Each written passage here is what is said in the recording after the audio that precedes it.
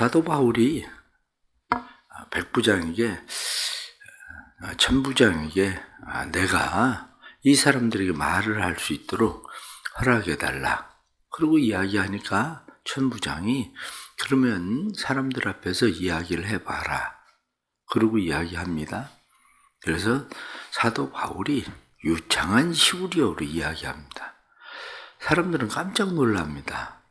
저 사람이 히브리어를 저렇게 유창하게 말하나? 그리고 생각을 할 때에 바울이 그렇게 이야기합니다. 자기가 자라왔었던 그러한 배경부터 그리고 예수를 믿게 된 일까지 쭉 이어서 이야기를 하게 되죠. 그런데 그 중에서 중요한 이야기들을 하게 되는데 그게 뭐냐면 나는 바리새인이다. 또 하나는 난 로마 시민권 가진 사람이다.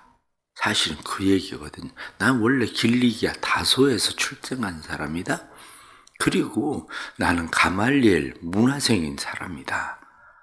그러면서 내가 하나님의 율법에 열심히 있는 사람인데 내가 예수 믿는 사람들을 핍박하고 죽이는 일에 참여했었던 것을 장로들도 안다.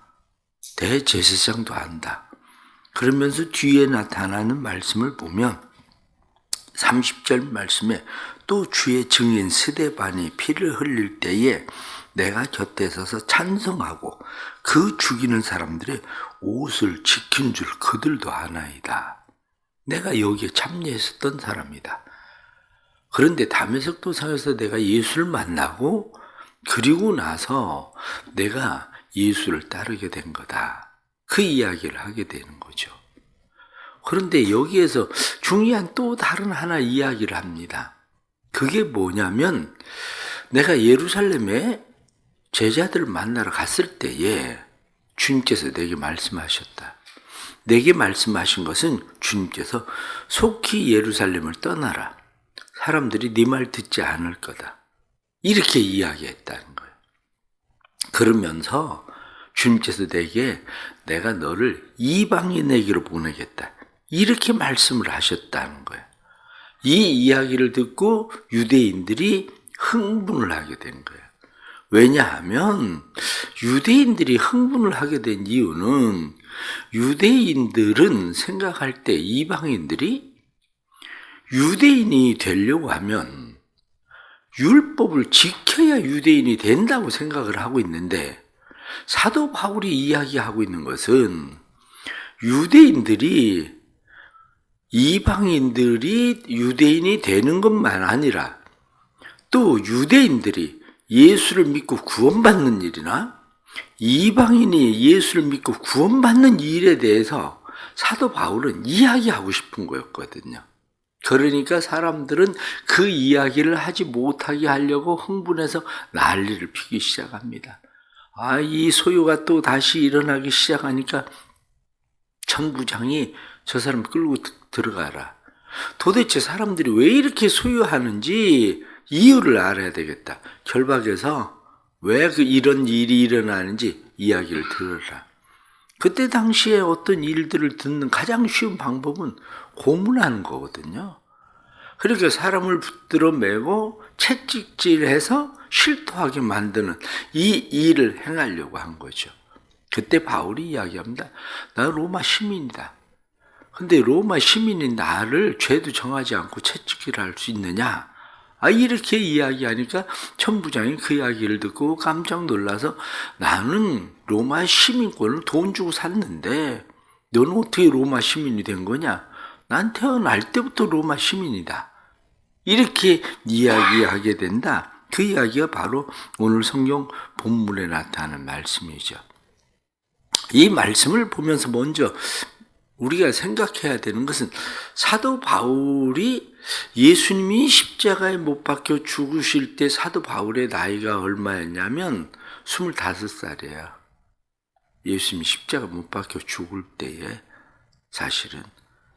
그리고 나서 사도 바울이 예루살렘에 처음에 지금 올라갔을 때에 그때 나이가 몇 살이냐면 31살이에요. 예루살렘에 처음에 올라갔을 때에. 그리고 사도 바울이 나중에서 예루살렘 공회 회의가 있을 때 예루살렘 회의에 올라가게 되죠. 그게 연도가 47년이나 48년이라고 생각을 하는 거거든요. 47년이나 48년이라고 생각하면 그때 당시에 사도 바울은 44살, 45살 되는 그런 때예요. 지금 사도 바울은 어디로 와 있습니까? 가이사랴로 와 있거든요. 가이사랴로 사도 바울이 와서 있는데 가이사랴로 와서 그가 지금 감옥에 이제 갇히고 그가 로마로 호송을 하게 되는데 이때 나이가 얼마냐면 54살이에요. 로마로 호송이 될 때가 56살이고요. 사도 바울이 그때가 나이가. 그러니까 이 사도 바울을 우리가 보면 사도 바울이 그때 당시에 사람들이 뭐 지금같이 수명이 긴 건 아니었어요. 사도 바울이 로마에 호송돼서 갔다가 한번 풀려납니다. 그리고 다시 로마에 압송이 돼서 로마로 또 들어가는 때가 언제냐면 그때 나이가 63세 되는 거야, 사도 바울이. 이렇게 사도 바울이 자기의 삶에 대해서 쭉 이야기를 하고 있는데 오늘 중요하게 이야기하고 있는 것은 난 로마 시민권을 가진 사람이다. 그 얘기하는 거거든요. 그런데 지금 이 천부장이라고 하는 사람, 이 사람은 23장 26절 보면 글라우디오 루시아라고 되어 있습니다. 그 이름이. 글라우디오 루시아라고 되어 있는 그 이름이 왜 글라우디오라는 이름을 가지게 됐냐? 글라우디오는 황제 이름이거든요. 황제 이름이 글라우디오스인데 그 부인이 메살리나예요. 메살리나가 시민권을 팔아가지고 돈을 벌었어요. 황제 부인이. 황제 부인이 시민권을 팔아서 돈을 벌면서 누구의 이름을 붙여줬냐면 황제 이름을 붙여준 거죠. 그러니까 황제 이름을 붙여줘서 글라우디오 루시아 이렇게 되면 이 사람은 그에게로부터 시민권을 얻어서 시민된 사람이죠. 그런데 그래도 이 사람은 단순히 시민권을 얻은 것뿐만 아니라 이 사람은 천부장의 지위까지도 올라갈 수 있었던 이 사람이 된 거죠. 그런데 그가 사도 바울이 나는 나면서부터 시민권 가진 사람이다. 그 이야기를 듣고 깜짝 놀랍니다. 왜냐하면 시민권을 얻는 것이 생득적 시민권. 그러면 부모가 시민이었기 때문에 얻어지는 시민인 거고 후천적 시민권은 돈을 주고 사든지 아니면 어떤 로마의 공적을 남겨서 그가 시민권을 얻었든지 이러한 일들인 거죠. 그게. 그러면 우리가 생각을 해봐도 생득적 시민권을 가진 사람하고 내가 돈을 주고 샀든지 어떤 공적을 남겨서 시민권을 얻었든지 그 차이는 누가 봐도 나면서부터 시민권을 가지고 있는 사람을 부러워할 수밖에 없어요. 그 이유가 어디 있습니까? 그 사람은 기본적인 백그라운드가 있다는 거예요. 왜냐? 그 부모가 로마 시민이니까. 나는 내 위에 때에 시민이 없잖아요. 로마 시민이. 나는 지금 내가 얻어진 건데 이 사람은 나면서부터 시민권이니까 그 위에 백그라운드가 있는 사람이다. 이렇게 이야기되는 거죠. 이게. 그래서 이때 당시에 사실은 이 로마 시민에 대해서 로마의 법이 있었는데 그게 뭐냐면 발레리안법이라는 거야. 또 다른 하나는 BC 195년에 실행되었었던 포르시안법이라고 하는 법이 있는데 발레시안법이나 포르시안법에 의하면 로마 시민은 재판을 통하지 않고는 그를 결박하거나 위해를 강할 수 없다. 만약에 로마 시민에 대해서 그렇게 하는 사람들을 처벌을 하게 되는 법이 있었거든요. 그렇게 이 천부장은 깜짝 놀란 거예요. 그가 로마 시민인데 죄도 묻지도 않고 결박해서 이 사람을 처벌하려고 했었다는 사실에 대해서 자칫하면 이 사람의 백그라운드가 어느 정도인지는 모르니까 시민권이 날아갈 수도 있겠구나. 이런 생각을 하게 되는 거죠. 지위가 날아가게 생겼구나. 이 생각을 하게 되는 거죠. 이러한 일들을 보면서 우리가 다시 생각하게 되는 것이 있습니다. 그게 뭐냐면 이 세상에서 시민권을 갖는다는 것도 굉장히 중요한 일이죠. 왜냐하면 우리나라 대한민국 국민이라고 하는 그 자격을 얻고 나면 그 사람은 다른 나라에 갈 때 어떻습니까? 이미 국가의 위상 때문에 무비자로 들어갈 수 있는 나라가 얼마나 많은데요. 무비자로. 우리나라 사람들은 그냥 외국에 나갔다가 여행을 갔다가 한국에 들어오는 일이 그냥 쉽게 들어오니까 굉장히 쉽게 우리나라가 통과한다고 생각을 하는데 외국 사람들이 우리나라 들어올 때요. 결코 그렇지 않습니다. 이번에도 우리 선교사님 나가 있었던 선교사님 박 목사님 그런 얘기 하잖아요. 카자흐스탄 사람들 데리고 한국에 들어오는 일이 얼마나 어려운지요. 입국 절차가 얼마나 까다로운지 그냥 별거 아닌 거 가지고 몇 시간씩 붙잡혀 있고 이런 일이 허다하다는 거예요. 지금도 그게 그렇습니다. 국가 위상이죠. 그런 것들 때문에 주어지는 건데 우선 기본적으로 우리는 영주권하고 시민권 이렇게 얘기하면 영주권하고 시민권은 달라요. 왜 영주권과 시민권이 다르냐? 기본적으로 시민권은 취소되지 않아요. 영주권은 취소되잖아요. 어떻게 취소됩니까? 영주권이 취소되는 것은 범죄하면 취소돼요. 영주권은. 시민권은 범죄를 해도 시민권은 취소되지 않습니다.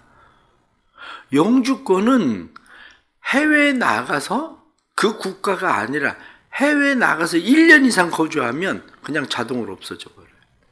왜? 우리나라에서 살고 싶다는 의사가 없는 걸로 알고. 그러니까 기본적으로 6개월에 2주는 무조건 머물러 있어야 되잖아요. 6개월에 2주 머물고, 그러니까 외국에 나갔다가 또 다시 들어와서 2주 머물고 또 다시 나가고 이렇게 할 수는 있어도 그 사람들은 시민권을 가지고 있는 사람들은 외국에 나가서 몇 년이고 그냥 계속 있잖아요. 그래도 시민인 거예요. 우리가 세상을 살아가면서 그것을 잘 생각해야 돼요. 어떤 사람은 진짜 하나님의 나라 시민이 된 사람인지 아니면 그냥 교회 등록한 영주권자 같은 사람인지 그걸 잘 생각해야 됩니다. 그런데 우리에게 주어져 있는 시민권은 단순히 너는 이 나라의 백성이야 이게 아니라 우리에게 주어지는 것은 너는 내 자녀야 라고 하는 권세예요. 단순한 시민권 정도가 아니라. 그러면 자녀라고 하는 권세가 주어지는 거하고 시민이라고 하는 권세는 어떻게 다릅니까? 그 다른 것은 우리나라를 생각해 보세요. 우리나라 진짜 좋은 나라 된 것이 기초수급자가 되잖아요. 그러면 우리나라에 기초수급자가 되면 수급자도 이제 구분을 해요. 생계수급자, 그 의료수급자, 주거수급자, 교육수급자. 그래서 교육을 받을 수 있도록 돈 없어서 교육 못 받겠다 그러면 돈 없어서 교육 못 받는 사람은 돈 없이도 교육을 받을 수 있도록 대학생이 돼도 국가에서 장학금 주잖아요. 수급자들. 그게 교육수급자예요. 의료수급자. 돈 없어서 치료 못 받겠다. 그럼 약값도 안 받아요. 약값도 안 받고 전부 병원비, 약값까지 전부 국가에서 다 지급합니다. 주거수급자 되면 전세금을 내주든지 아니면은 월세를 내주든지 용세민 주택을 주든지 그렇게 하잖아요. 그것뿐만 아니라 생계수급자 돼보세요. 그럼 생계수급자는 기초생활을 할 수 있도록 돈 주지 않아요. 그런데 그것만 하고 있는 게 아니에요. 수급자가 되면 수급자들한테 난방 지원해 주죠. 겨울에 따뜻하라고. 난방, 여름에 요즘도 난방비 그러니까 시원하게 사라고 냉방비 지원해 줘요. 여름에는. 그것만 합니까? 통신비 지원해 주지. 그것뿐만 아니라 위기 만나면 위기 지원해 주지. 그리고 장례식 치르면 장례 지원해 주지. 많아요. 그게 이렇게 많은 혜택을 보고 사는 것 같아도 자녀만 하겠습니까? 그렇잖아요. 자녀는 묻지도 따지지도 않고 자녀는 그냥 부모가 다 해주지 않아요? 자녀만 하겠습니까? 우리가 이 세상을 살아가면서 분명하게 알아야 되는 것은 하나님의 자녀됨의 권세가 시민권하고 비교할 만하겠습니까? 그렇다면 우리는 하나님의 자녀됨의 권세를 누릴 수 있는 사람들이 되는 게 중요한 거죠. 성경은 그것을 어렵게 얘기하지 않습니다. 성경은 그것을 우리에게 어렵게 이야기하는 것이 아니라 우리에게 조건을 붙이는 게 아니라 누구든지 예수 그리스도를 믿고 영접하며, 오늘 성경 말씀은 뭐라고 이야기합니까? 16절 말씀에 이젠 왜 주저하느냐? 일어나 주의 이름을 불러 세례를 받고 너의 죄를 씻으라. 바로 그거예요. 왜 주저하느냐? 주저하지 말고 일어나서 주의 이름을 부르고, 주의 이름을 부른다는 게 뭡니까? 우리의 구원자는 예수 그리스도밖에 없습니다. 바로 그거 아닙니까? 예수 그리스도만이 나의 구원자십니다. 그래서 세례를 받아라. 죄 씻음을 받아라. 그러면 하나님의 자녀되는 권세를 주신다. 성경은 영접하는 자, 곧 그 이름을 믿는 자들에겐 하나님의 자녀가 되는 권세를 주셨다. 우리에게 그렇게 말씀을 해주고 있는 거죠. 그러므로 우리 그리스도인들, 진정한 그리스도인들은 하나님의 자녀라는 확실한 믿음을 가져야 됩니다. 자녀가 되지 않은 사람들은 예수 그리스도의 이름을 부르고 그를 영접하고 그리고 세례를 받고 그리고 하나님의 자녀가 돼야 됩니다. 자녀가 됐을 때에 우리는 믿음을 가져야 돼요. 나는 하나님의 자녀다. 하나님의 자녀가 되었으면 내 삶은 하나님이 책임을 지신다는 믿음이에요. 세상의 부모도 자기의 자녀를 책임지는데, 세상의 부모는 자기의 자녀를 책임지고 싶어도 문제는 뭡니까? 책임질 수 있는 능력이 없다는 거죠.